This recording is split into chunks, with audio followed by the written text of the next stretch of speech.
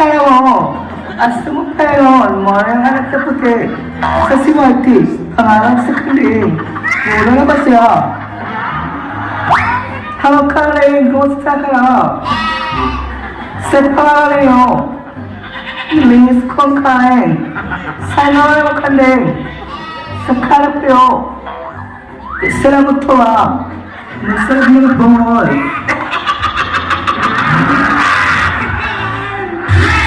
Ladies and gentlemen, your host for tonight's event, from MOR 101.1, ang Boliano Bisaya, Boboy Martin!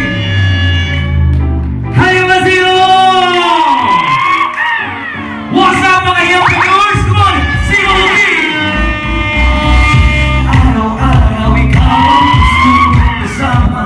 Buhay ko'y kumpleto na tuwing nandito ka.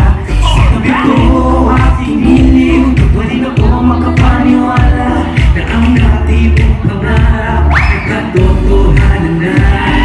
Ikaw ang daming inspirasyon at basta't nandito ka, ako'y liligaya. Ikaw si Rudy! Sa'yo ako'y matapang, dahil sa'yo ako'y lalaban. Para sa'yo ako mamahalan na walang katapusan. Dahil sa'yo merong pangarap, ang mamahal ko sa'yo'y tapat. Para sa'yo ako mamahalan na lumilip pa sa saba. Gawin ko ang lahat para lang sa'yo sila. Basta't nandito ka, ako'y liligaya. What's up mga Yapinors? May kapag-ganutan and welcome sa ating 4th year anniversary. Dito sa Yapinors. Palakpak naman dyan. Ngayon, excited na ba kayo? Ay, hindi ko marinig. Excited na ba kayo? Yapinors! You know, mga kapamilya, this is an event for all of us.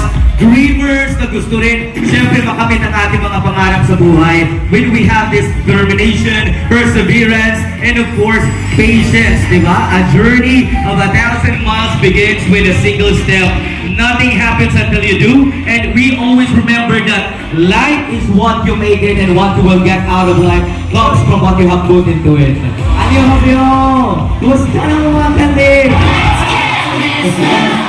Okay, no? Murag, kulbaan nyo kasi murag wala lang kayo reaksyon ang kanin. Okay na mo? Okay na mo kuya? Anong nagdana ka kuya? Maraming nga kuya kaya matuloy mong kauban. Okay na mo? Okay kayo? Okay na mo? Okay kayo. Medyo natulala ang ato ang mga kapamilya nyo. Once again, I am your host. Ako po ang inyong Boreanong Bisaya. I am DJ Boboy Martin of MOR 101.1, the #1 FM radio station for 14 consecutive years. And it's an honor and privilege to be part of this very big anniversary.